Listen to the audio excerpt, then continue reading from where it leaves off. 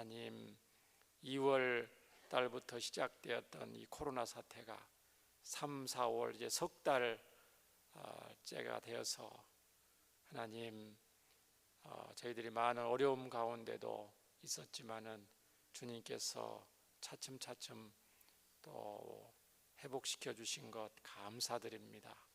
하나님 수도권에서 아직도 또 곳곳에서 코로나가 이렇게 또 있지만은 주님께서 크신 긍휼과 역사로 말미암아 치료제와 백신도 잘 개발이 되고 또 정부 당국, 방역 당국, 우리 의사 선생님들의 수고와 또 노력도 또 잘 빛을 발휘해서 하나님 더 이상 확산되지 않게 하시고 또 초, 중, 고 우리 학생들 일제히 차츰차츰 개학할 수 있도록 은혜도 더해 주시기를 원합니다. 하나님 이 가운데 하나님의 뜻이 있음을 믿습니다. 주여 저희들 모이기를 패하는 사람들의 습관과 같이 하지 말고 모이기를 더욱 힘쓸 수 있는 상황과 여건과 우리의 믿음도 더하여 주시옵소서. 주여 이 밤에 저희들 또 한 자리에 모여서 또 기도하기를 원합니다. 주여 기도할 수 있는 마음도 주시고 또 주님을 사랑하는 마음, 영혼들을 사랑하는 마음, 교회와 나라와 민족과 선교지를 위해서 기도하는 이 밤이 되게 하여 주옵소서. 느헤미야의 그 중심을 배울 수 있는 영적인 눈을 허락하여 주시고 느헤미야의 그 뜨거운 열정이 우리의 가슴에도 또 불붙게 하여 주시기를 간절히 원합니다. 부족한 자를 함께 하여 주옵시고 말씀이 잘 증거되게 하여 주옵소서. 예수님 이름으로 감사하며 기도합니다. 아멘. 계속해서 성경의 기도의 사람들의 그런 중심과 모습들을 배우는 시간인데 오늘은 이제 기도의 사람 느헤미야를 좀 배우려고 합니다.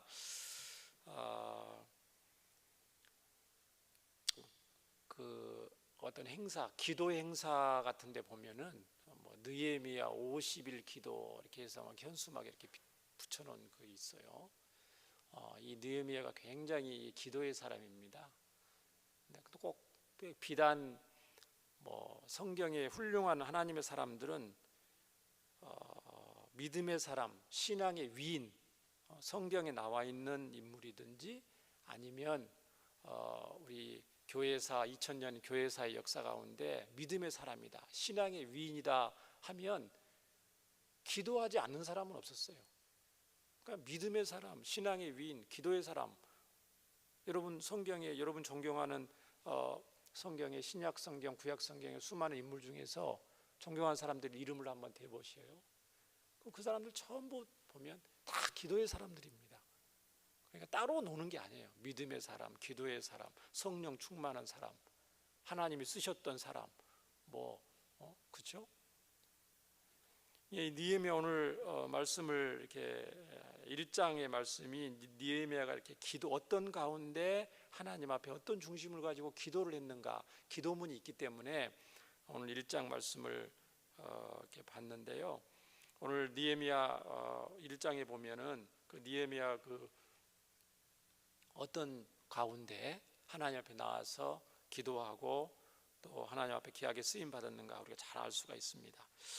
오늘 그 1장 1절에 보니까 이 느헤미야가 아닥사스다 왕 제20년 기슬루월에 내가 수산궁에 있는데 내 형제들 가운데 하나인 하나니아가 두어 사람과 함께 유다에서 내게 이르렀기로 내가 그 사로잡힘을 면하고 남아있는 유다와 예루살렘 사람들의 형편을 물었다, 그렇게 되어 있습니다. 그러니까 이 느헤미야는 어떤 시대의 사람이냐면은 그 조금 느헤미야가 살던 그 형편을 좀 알아야 돼요. 그렇죠? 이 아닥사스다 왕은 이제 페르시아의 왕이거든요. 바사 왕, 성경. 바사 왕 아닥사스다 왕 때 살았던 이 사람이에요. 느헤미야는. 그러니까 수산궁에 지금 느헤미야가 있는데 그 자 형제 중에 한 명 하나니아가 예루살렘에 갔다가 이제 돌아왔어요. 돌아와서 그 동포니까 고국의 형편을 물어본 거예요. 안부를 물어본 거죠. 갔다 와서. 그 당시에는 이제 인편으로밖에 모르잖아요. 예전에는. 물었더니 뭐라고 말을 하냐면은, 자, 3절을 한번 보시면은, 그들이 내게 이르되 사로잡힘을 면하고 남아있는 자들이 어떻게 했어요? 유다의 그 예루살렘의 형편이 큰 환난을 당하고 있었다. 그 소식을 들었어요. 또 하나님의 백성들이 능욕을 받고 있었다. 예루살렘 성은 다 허물어져 버렸고, 예루살렘 성 있으면 그 성문도 있을 거 아닙니까? 성문들은 다 불타고 없어졌다. 어떤 상황입니까? 지금 이 당시가 지금 예를 느헤미야가 살고 있던 이 상황 형편이, 이스라엘 백성들이 바벨론 포로로 끌려가고 70년간 포로로 끌려가고 있다가 바벨론이 멸망당하고 바사라는 나라가 세워졌잖아요. 그 바사라는 나라가 세워져서 여전히 이제 포로 생활을 하고 있는 거예요. 근데 하나님이 은혜를 주셔서 1차 포로가 예루살렘으로 귀환을 하게 됩니다. 그게 이제 스룹바벨을 중심으로 해서 1차 귀환을 하게 되고, 귀환을 했으니까 어떻게 되겠어요? 감개무량해서 예루살렘 돌아와서 성전을 짓기 시작하죠. 신앙을 회복하기 위해서 성전을 이제 짓습니다. 20년 만에 성전을 우여곡절 끝에 지어요. 성전을 지었다는 건 뭡니까? 하나님의 백성으로서의 신앙의 정체성을 회복했다는 거예요. 하나님을 예배하는 중심에 뒀다는 거예요. 감개무량하죠. 그런데 이 성전만 지은 게 되는 게 아니에요. 왜? 성전 지어서 신앙생활을 잘 하기 위해서는 나라가 안정이 되고 평안을 해야 되거든요. 나라가 불안하면, 예를 들면 치안이 유지가 안 돼. 주변 나라들이 자꾸 쳐들어오게 되면 신앙생활 잘 할 수 있어요? 없어요? 없죠. 지금 우리는 예배당도 있고요. 여러분 얼마든지 지금 교회 올 수 있지만, 올 상반기 2020년 상반기는 대한민국이 세워진 이래로 이런 초유의 역사가 없었습니다. 초, 중, 고등학교 학교가 이렇게 개학을 미루게 되고, 교회가, 한국 교회가 선교 150년 만에 모이는 예배를 중단하고 이런 적은 없었어요. 100살, 90년 사신 분들도 이런 적은 없어요. 그러니까 역사 가운데, 어떻게 보면 인류 역사 가운데 이렇게 이걸 지금 저와 여러분 처음 겪는 거예요. 2020년. 굉장한 역사입니다. 이거는 지금. 또 앞으로는 또 이런 일이 있을지 모르지만, 어쨌든 모이는 예배를 우리가 스스로 조금 이렇게 자제하고 각자 예배 드리는 어떤 그런 거는 없었어요.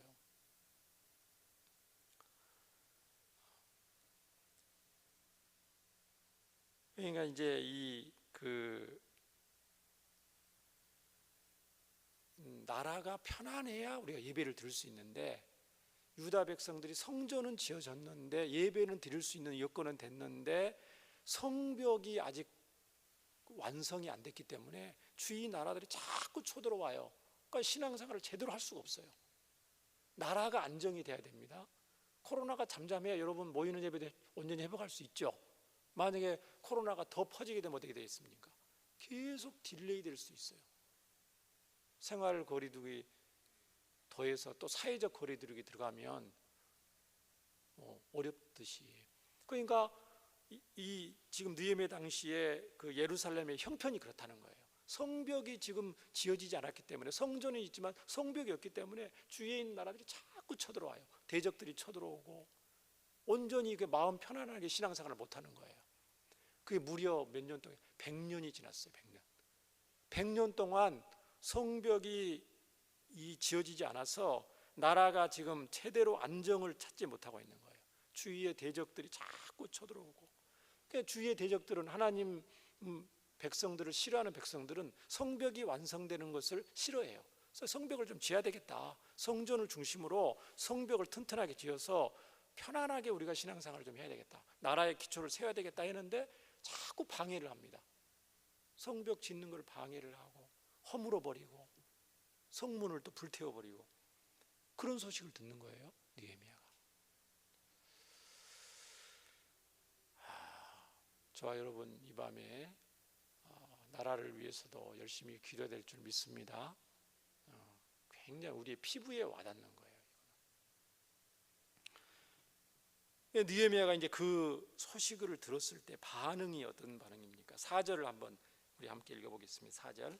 자, 한번 읽어보겠습니다. 시작. 내가 이 말을 듣고 앉아서 울고 수일 동안 슬퍼하며 하늘의 하나님 앞에 금식하여 기도하며.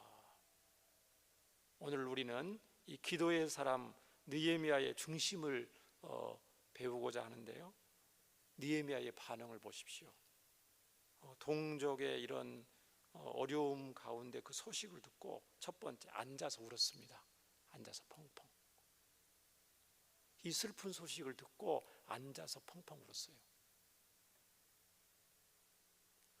얼마 동안 울었어요? 수일 동안 슬퍼하면서 울었어요. 그러고 나서 하나님 앞에 금식하면서 기도하는 모습을 봅니다. 사랑하는 여러분, 이 느헤미야의 심정이 여러분 좀 느껴지세요? 여러분 언제 느헤미야처럼 펑펑 우신 적이 있습니까? 언제 여러분 슬퍼하며 수일 동안 슬퍼하신 적 있으세요? 또 너무 절박한 나머지 하나님 앞에 금식하면서 하나님 앞에 기도하신 적이 언제 있으셨습니까? 여러분 부모님이 중병에 걸려셨을 때 이렇게 하신 적 있으셨어요? 아니면 정말 힘들게 세웠던 사업이 부도가 나기 직전에 절박한 나머지 하나님 앞에 울면서 슬퍼하면서 금식하면서 기도하신 적이 있으세요? 아니면 언제 우리가 이렇게 기도할 수 있을까요?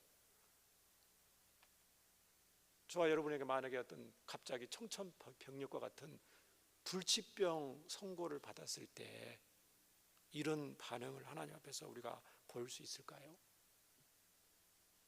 굉장한 모습이죠. 그렇죠. 그러니까 어쨌든 말로 표현하기 힘든 굉장한 절박함, 슬픔, 안타까움이 느헤미야에게 있었다는 거예요. 그러니까 이런 모습을 보이는 거거든요. 근데 느헤미야 개인에게 닥친 거예요? 아니면 동족 예루살렘의 소식을 듣고 이렇게 한 겁니까? 느헤미야 신상에 있는 건 아니에요. 하나님의 백성들의 슬픈 소식을 듣고 느헤미야가 보인 반응이에요.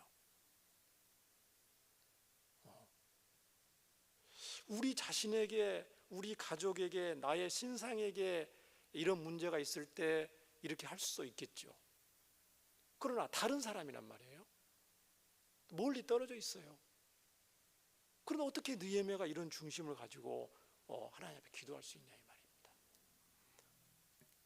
시편 51편 17절에 하나님께서 구하시는 제사는 상한 심령이라 하나님이여 상하고 통회하는 마음을 주께서 멸시하지 아니하시리이다. 이 느헤미야의 이런 중심은 상하고 통회하는 마음이거든요. 하나님의 백성들에 대한 이런 간절한 동정심, 연민의식 도대체 어디에서 나온 것입니까? 우리는 어떻게 이러한 거룩한 이 느헤미야의 중심을 본받을 수가 있을까요? 어떤 사람은 이렇게 말할 수 있어요. 목사님, 느헤미야니까 그렇죠. 느헤미야는 훌륭한 사람이잖아요. 훌륭한 사람이니까, 믿음의 사람이니까 그럴 수 있는 거죠. 그렇게 생각하면 안 됩니다. 결코 쉬운 것이 아니에요. 느헤미야 입장은. 자 보세요. 왜 쉬운 것이 아니냐. 첫 번째, 느헤미야는 바사 출생입니다. 출신지가 바사예요. 페르시아에서 태어났어요. 그러니까 유대인 2세죠. 2세. 예를 들면 재미교포 2세처럼 바사에서 태어났고 그곳에서 교육을 받았고 치열한 경쟁을 뚫고 고위 관리가 됐어요. 그러니까 국적은 뭡니까? 국적. 느헤미야의 국적은 어디예요? 뭐예요? 바사 국적을 가지고 있죠. 민족은 뭐예요? 피는 유대 민족. 그러니까 동족의 고통이란 말이에요. 근데 국적은 엄연히 바사 출신이에요. 재미 교포가 대한민국에서 일어났었던 슬픈 일이 있다고 해서 그걸 금식하면서 미국에서 막 간절히 기도하고 막 금식하면서 울면서 한국에 이렇게 슬픈 일이 일어났으니까 내가 어떻게 밥을 먹을 수 있을까? 어떻게 잠을 제대로 잘 수 있을까 하면서 미국에서 울면서 금식하면서 기도한다고 해보세요. 그 나라 사랑이 대단한 거죠.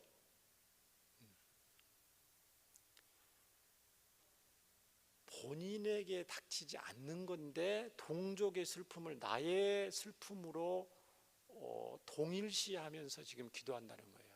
그게 쉽지 않다는 거예요. 두 번째 이유는 이 느헤미야는 직책이 뭐였냐면 오늘 마지막 11절에 보니까 아닥사스다 왕의 술관원이라고 되어 있습니다. 왕의 최측근이죠. 왕을 직접 만나면서 대화할 수 있는 장면. 2장에 보면 왕을 직접 만나면서 대화를 하는 장면이 나옵니다. 최고위직 관리죠. 왕이 마시는 술을 먼저 먹어볼 거예요. 독이 있는지 없는지.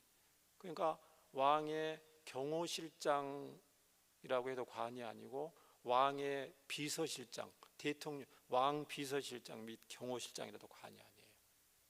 최고위 관리. 역사적인 문헌에 보면은 어떤 재상보다도 이 술관원의 지위가 높았다고 합니다. 그러니까 최고위 관리예요. 대제국의 부와 명예를 가지고 있는 그 위치란 말이에요. 그러니까 부러울 것이 없는 거예요. 부와 명예가.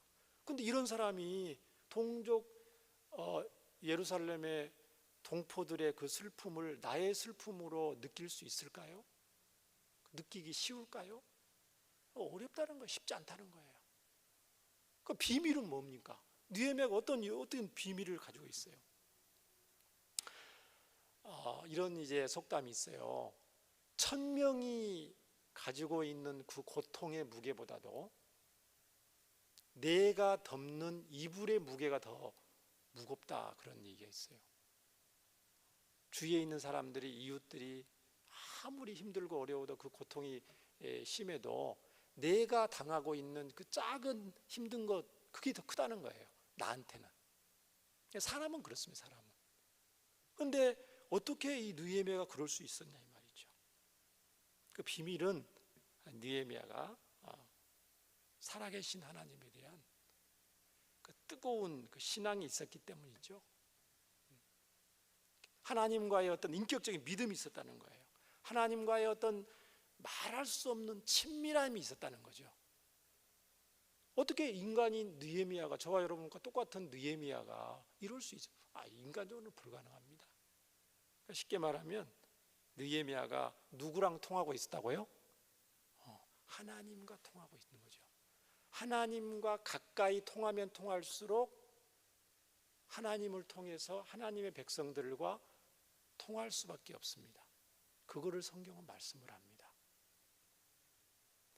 그러니까 우리가 어떤 이웃을 사랑해라, 신앙생활을 열심히 해야 된다, 헌금을 해야 된다, 예배를 해야 된다, 그거를 이렇게 말을 많이 하면 이제 이게 잘 안 돼요. 그게 하나님이 얼마나 우리를 사랑하시는가, 하나님이 얼마나 성경을 통해서 나를 사랑하시는 건가, 지금 얼마나 하나님이 사랑하시는가, 이것이 잘 느껴지면 예배 드리지 말라고 해도 예배 드립니다. 기도하지 말라고 해도 기도 드리고요, 헌금하고 봉사하지 말라고 해도 잘하고요. 은혜가 있고 있는데 하나님과의 관계가 먼저라는 거죠. 하나님 관계가 약해지면 이웃의 아무리 고통을 당하고 힘들어도 이게 나한테 와닿지가 않아요. 그래서 저와 여러분은 오늘 하나님과의 관계를 최우선으로 느헤미야처럼 삼고 느헤미야처럼 친밀한 하나님과의 관계가 더욱 회복되시기를, 이 밤이 되기를 주의 이름으로 축원합니다. 하나님에 대한 친밀한 신앙이 하나님의 백성에 대한 애정과 동정심과 연민의식으로 나타났습니다. 하나님과의 온전한 관계가 굉장히 중요해요. 비록 느헤미야뿐만이 아니에요. 성경의 위대한 인물들을 보면 공통적으로 영혼들에 대한, 이웃에 대한 사랑이 극심한 걸 알 수가 있습니다. 굉장히 탁월한 것을 알 수가 있는데, 예를 들면 다윗을 한번 보셔요. 다윗은 하나님의 마음에 합한 사람이라고 성경이 평가를 하는데, 다른 말로 말하면 하나님 마음에 쏙 든 사람이 다윗이었죠. 이 다윗이 우리 수요일 날도 이렇게 말씀을 들었지만 사울 왕을 죽일 수 있는 결정적인 찬스를 버리면서까지 원수 갚기를 거부를 하죠. 사울 왕이 살아 있으면 자기 생명을 언제든지 위태로울 수 있는 거거든요. 하나님이 그 찬스를 주는데도 그거를 거부를 합니다. 자기 생명을 위협을 지킬 수 있는 그런 찬스를 거부를 해요. 그리고 이 자기 원수였던 사울 왕이 이제 죽죠. 하나님 앞에 버림받은 이 사울 왕이 죽으니까 아싸 하면서 기뻐한 게 아니고 어떻게 했습니까? 애통하며 슬퍼하는 장면을 볼 수가 있습니다. 인간적으로는 이거는 제일 이해가 안 되죠.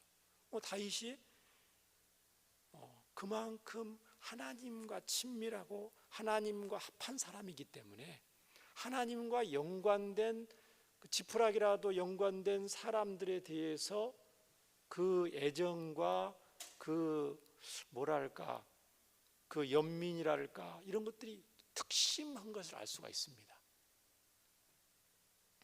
하나님의 마음으로 하나님의 백성들을 대한다는 거죠.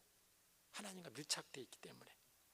다윗은 실수하고 자기가 범죄했을 때도 그걸 늘 하나님 앞에서 인정하고 뉘우칠 줄 아는 그런 아주 위대한 부분이 있어요.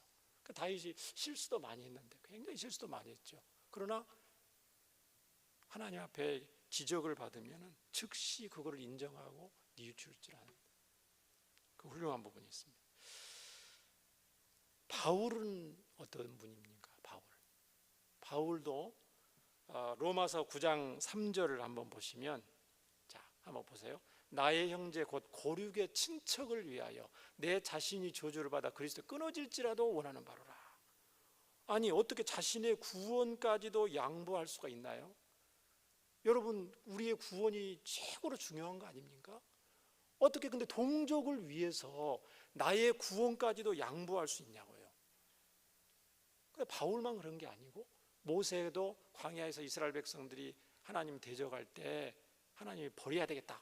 모세야, 새로운 민족을 세워야 되겠다. 그러니까 하나님 그러지 마세요. 차라리 나를 버리세요.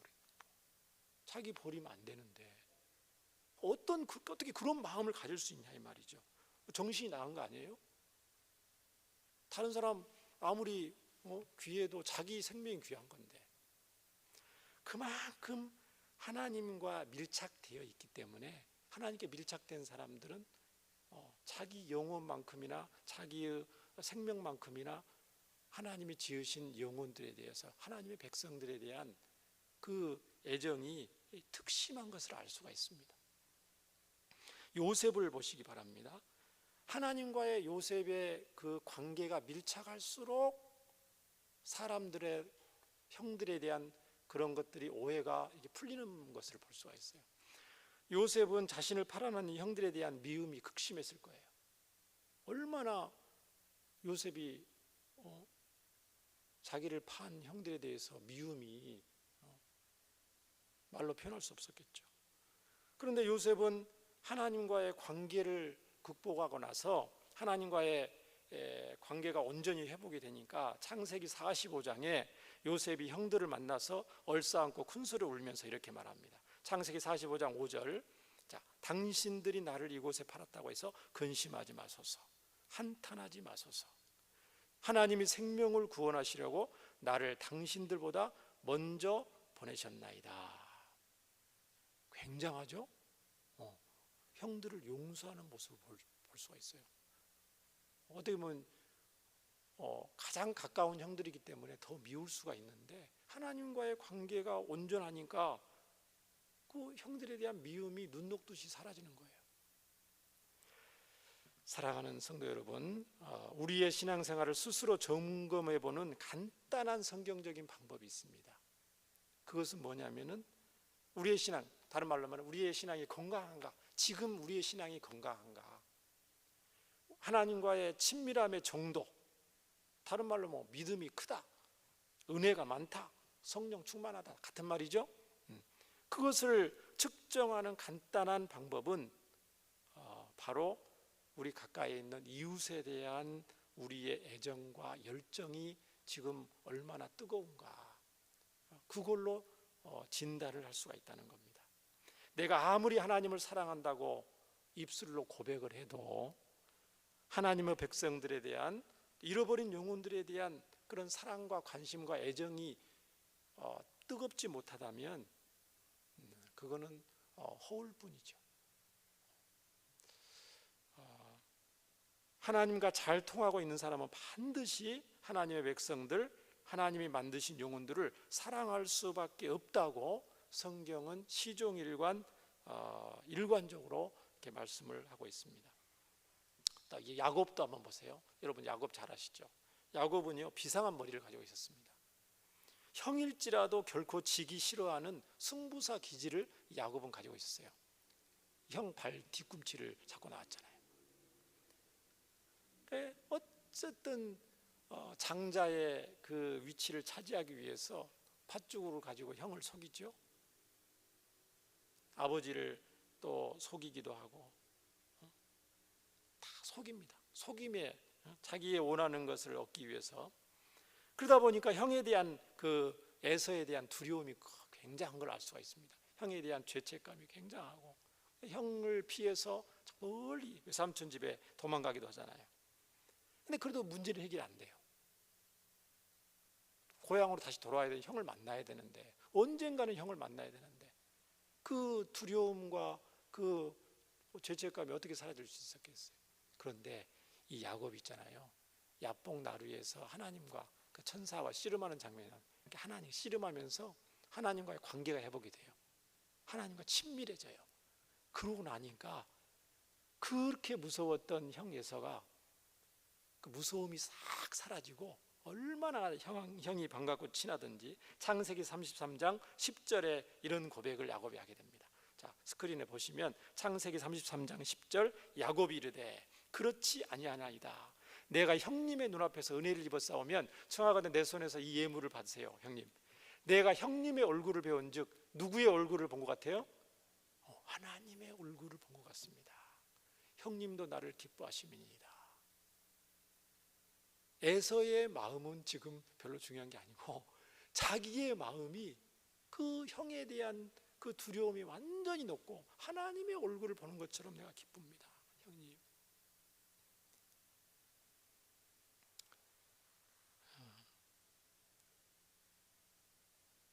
이 느헤미야가요 하나님과 얼마나 친밀했던지 이 느헤미야서 전체에 이렇게 나타나 있어요.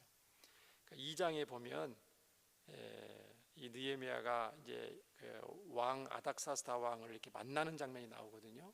그래서 이제 성벽을 재건하는 총독으로 임명되는 그 사연을 기록하고 있는 장이 느헤미야 2장인데, 그 이제 대화하는 중에 뭐라고 돼 있냐면 2장 4절에 보면 여러분 성경에 이렇게 돼 있습니다. 왕이 내게 이르시되 그러면 내가 무엇을 원하느냐 하시기로. 왕이 지금 대면에서 질문을 하고 있는 거거든요, 느헤미야한테. 그랬더니 느헤미야가 어떤 반응을 보이냐면 내가 곧 하늘의 하나님께 묵도하고 왕에게 아뢰되. 아니, 왕하고 지금 대화 중인데 그 짬을 내서 하나님 앞에 기도하고, 하나님 내가 어떻게 대답을 해야 되나요? 왕께서 지금 나는 지금 기도하는 마음을 가지고 왕한테 지금 얘기를 해서 예루살렘 무너진 성벽을 다시 재건하는 일을 내가 하고 싶은데 하나님 내가 어떻게 지금 왕한테 얘기를 해야 되죠? 하면서 그 짧은 대화 순간에 하나님 앞에 묵도했다는 거예요. 묵도, 기도. 하나님께 여쭤봤다는 거예요. 느헤미야 3장에 보면 무슨 내용이 담겨져 있냐면 이제 총독으로 파견돼서 예루살렘에서 성벽을 이제 다시 지어요. 지은 사람들의 명단을 지금 쭉 나열하고 있거든요. 무려 75명 명단을 나열하고 있는데 아무리 눈을 크게 뜨고 찾아봐도 느헤미야 자신의 이름은 없어요.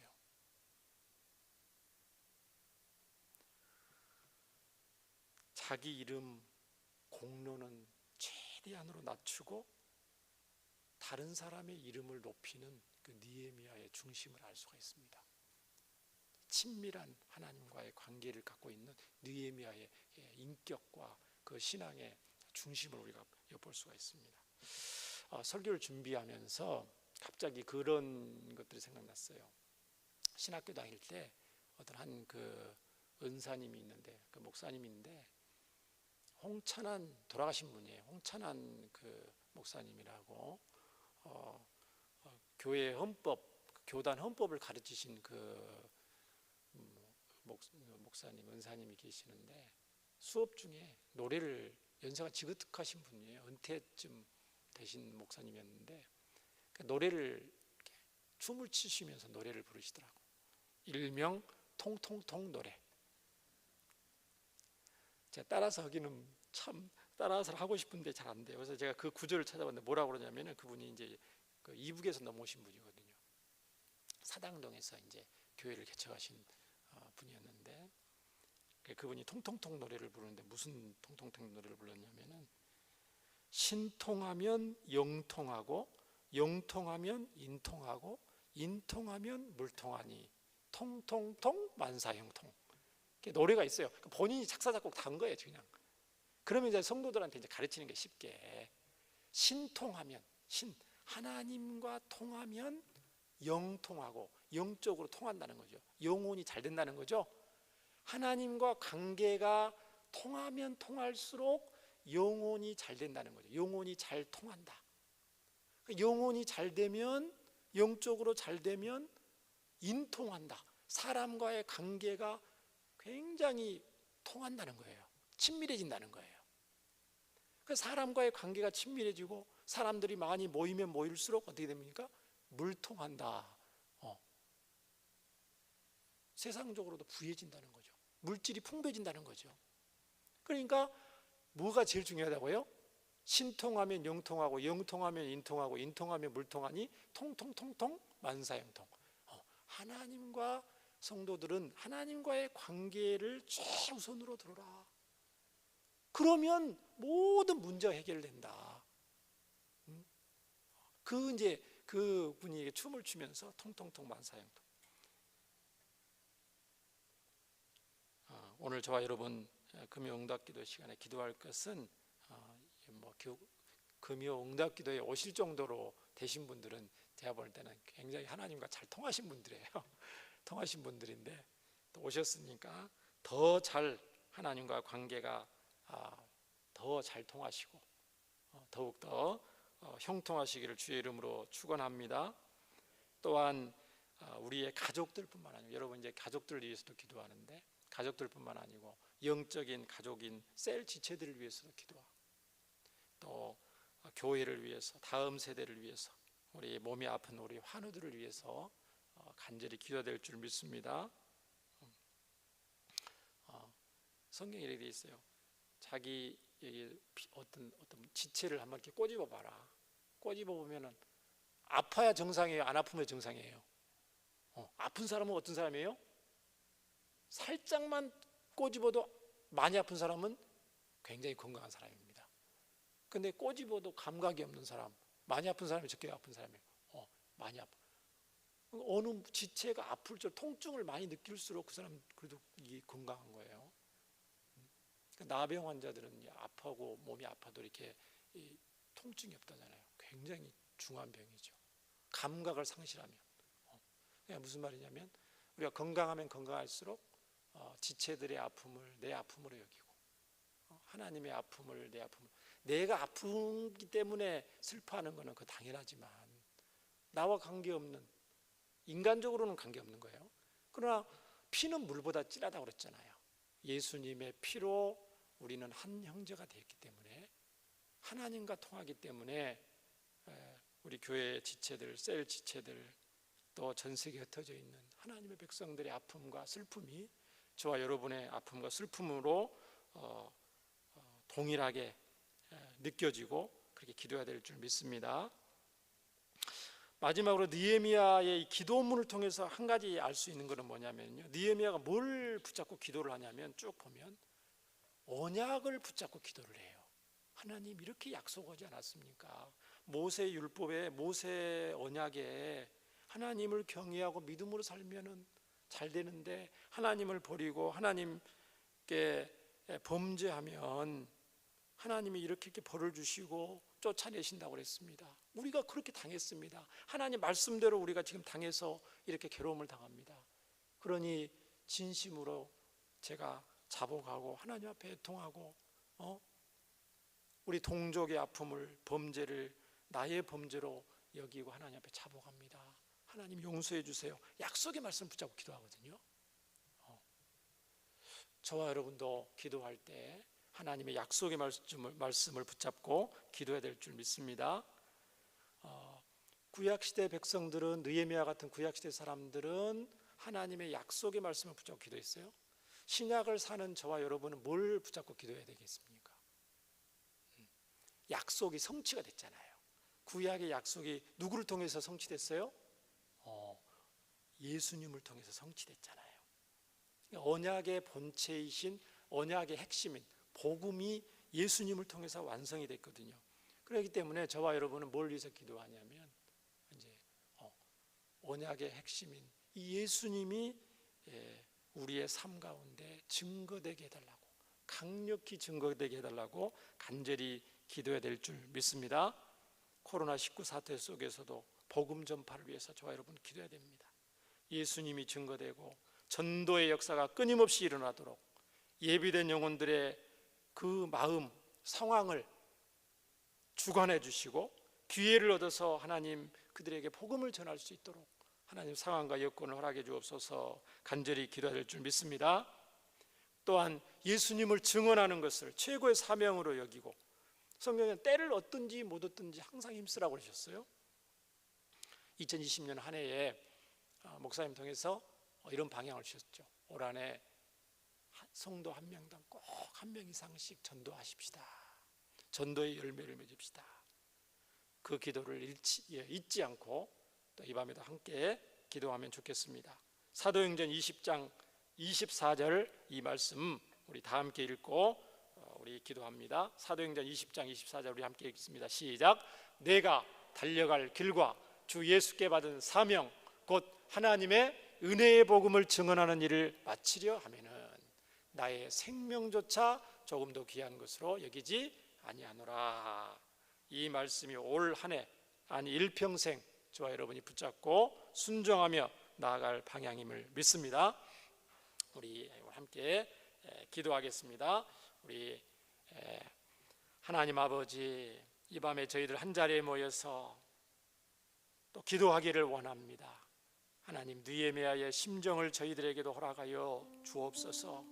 하나님의 마음을 우리에게 주셔서 하나님, 우리 자신의 절박한 문제를 가지고 주님 앞에 나아가 기도할 뿐만 아니고 주여 예수님의 한 피를 나눈 우리 형제 자매들의 그 아픔과 슬픔과 고통을, 그 간절한 기도 제목을 나의 기도 제목으로 삼고 주님 앞에 기도하는 이 밤이 되기를 간절히 원합니다. 또한 느헤미야처럼 나라와 민족을 위해서 기도할 수 있는 넓은 하나님의 가슴과 마음도 저희들에게 허락하여 주옵소서. 주여, 이 밤에 주님께서 느헤미야 중심으로 기도할 때에 약속의 말씀을 따라 반드시 응답하시고 우리의 삶 통해서, 우리 교회를 통해서, 우리 가정을 통해서 예수님이 증거되어지고 아름다운 전도의 열매도 올 한 해 맺게 하실 줄 믿습니다. 주님, 이 밤에 저희들 함께하여 주옵소서.